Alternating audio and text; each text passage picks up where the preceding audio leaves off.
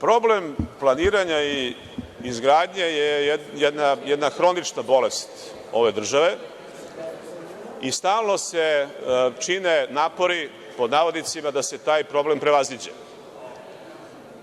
Imali smo pre par meseci Zakon o ozakonjenju koji je trebalo da bude taj čudotvorni štapić koji će da promeni stanje u toj oblasti i najavljivan je kao čudo koje će da reši sve naše probleme iz te oblasti. Naravno, to se nije desilo. Naravno da još uvek nemamo adekvatan zakon o planiranju i izgradnji, jer da ga imamo ne bi došlo do toga da i dan danas imamo bespravne objekte svuda gde se nešto gradi po ovoj Srbiji.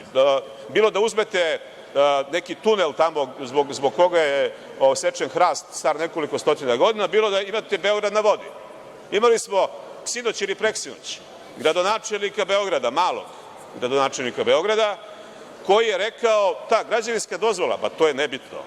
I to je suština našeg problema.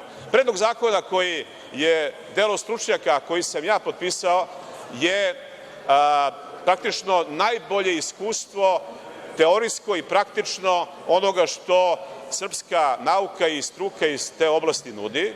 Time on se oslanja najvećim delom na sličan zakon koji je bio donet 2003. godine, koji je trebalo da prekine tu ružnu praksu bespravne gradnje. Bespravna gradnja je, inače da vam kažem, sintagma, grupa reči koja je neprevodiva na strane jezike. U nemačkom, u engleskom ljudi ne shvataju šta je to bespravna gradnja. To ne možete da kažete na bilo kom jeziku, osim na jeziku srpskom ili možda nekih jezika u našem okruženju.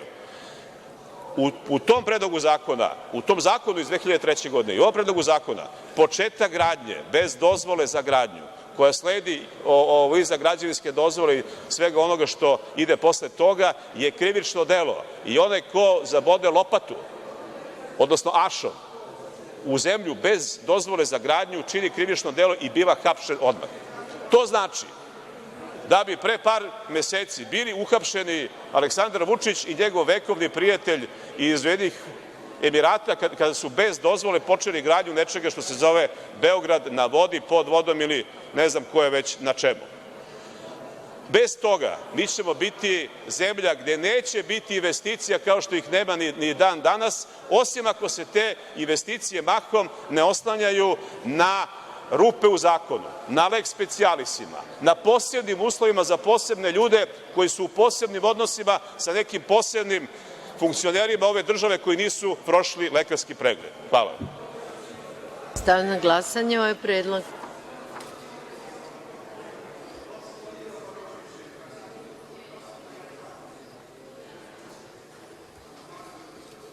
Zaključujem glasanje. Za je glasalo